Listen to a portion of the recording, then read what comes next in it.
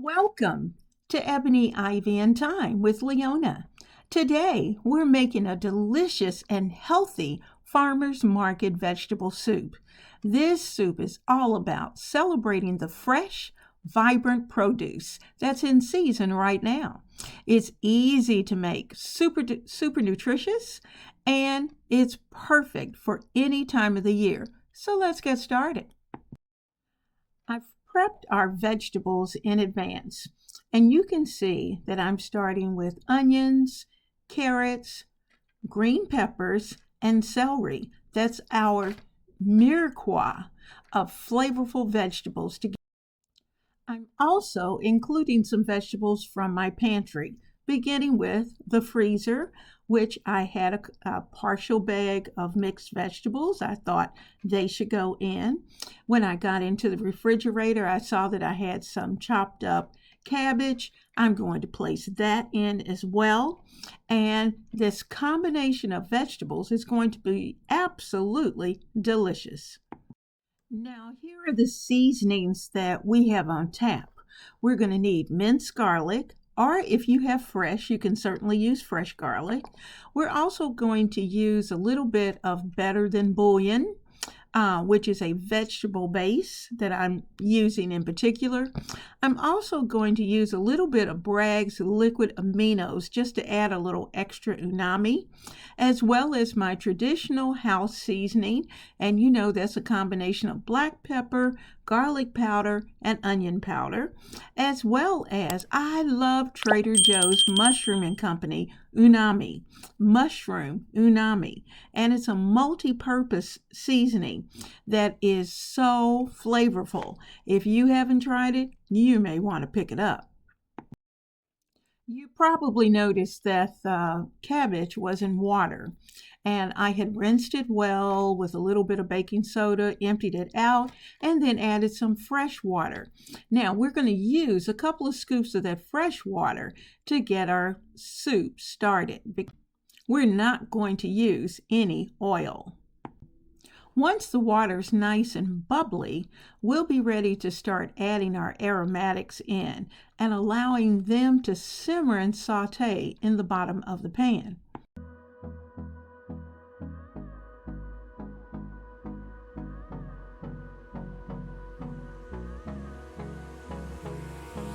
Hold me close till I get up.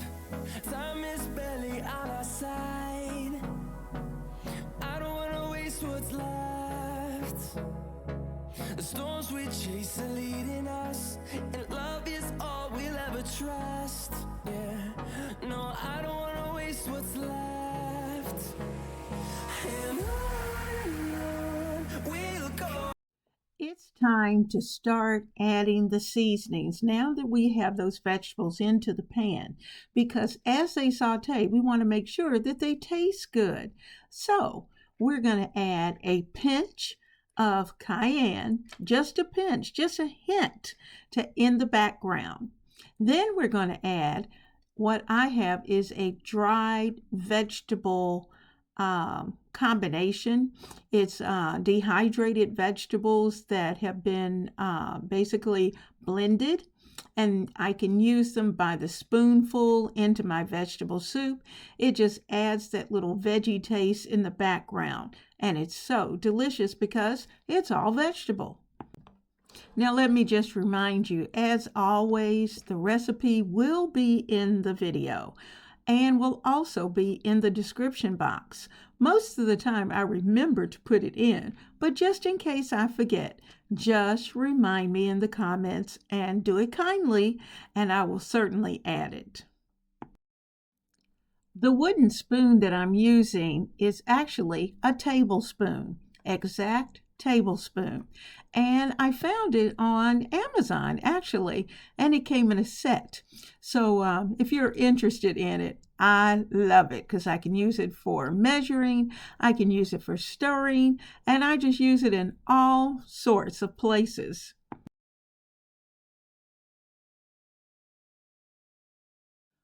Weeknight vegan meals are all about convenience, flavor, and most of all, nutrition.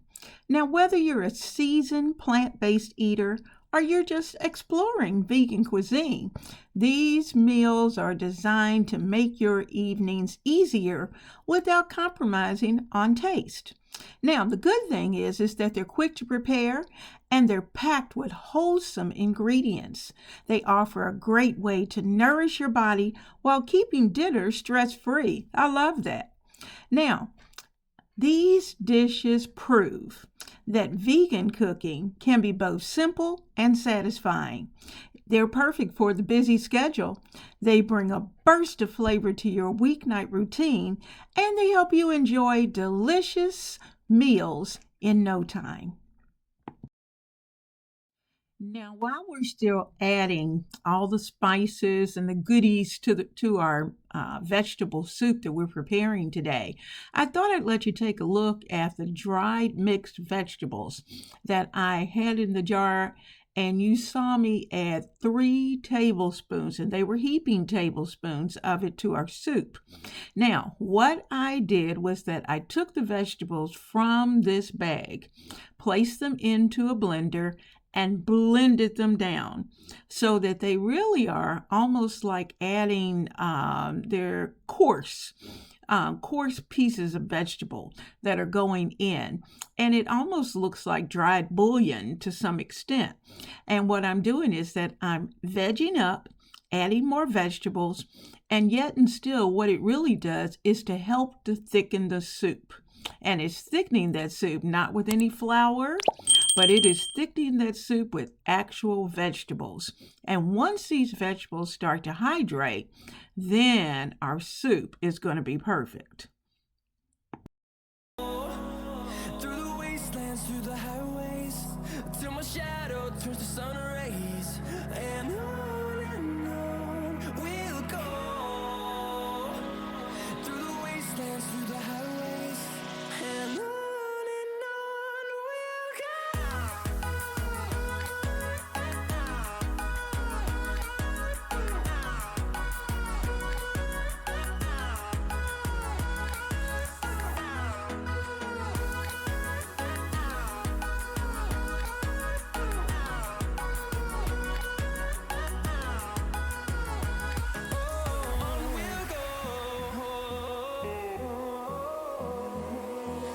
Finding life along the way, melodies we haven't played. No, I don't want no rest. Echo. Well, it's time for a taste. You can find a mix of lima beans and corn, which we call succotash. And of course, if you're just going to have it by itself, then it's going to need to be seasoned and cooked and all that. But this is a mix that I had put together, and I just put all the corn and all the lima beans into this container and had it in the freezer.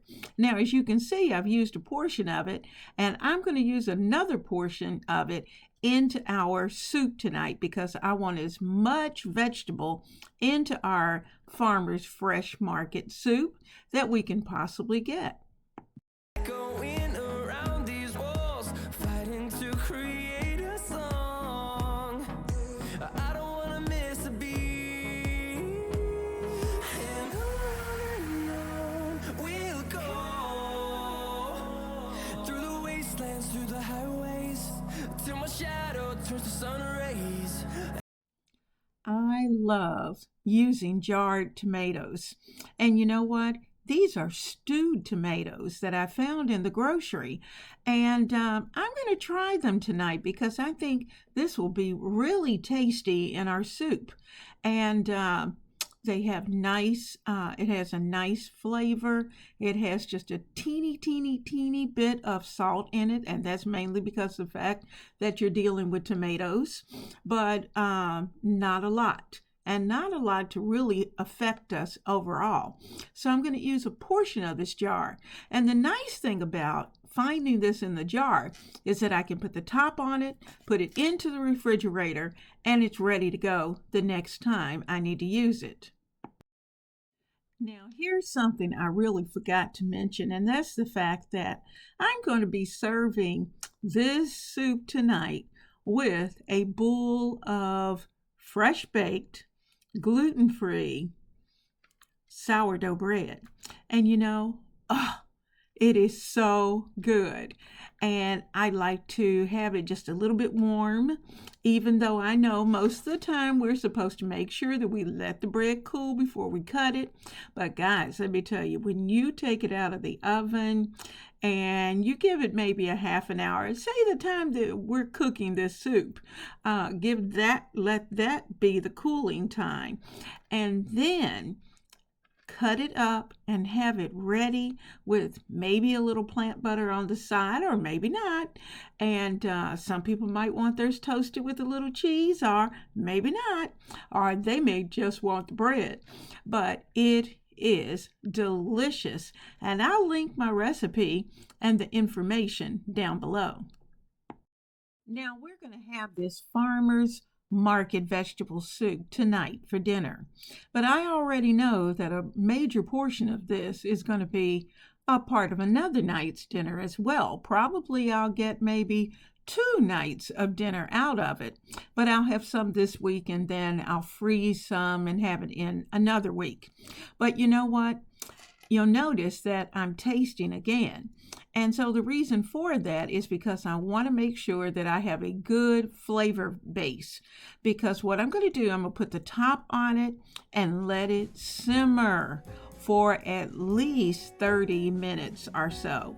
And that's hands-free time where you can do other things, take care of the kids, you can wash your kitchen down, get everything ready, get the table set, and be ready for dinner. And so this is one of those easy and delicious meals to put together.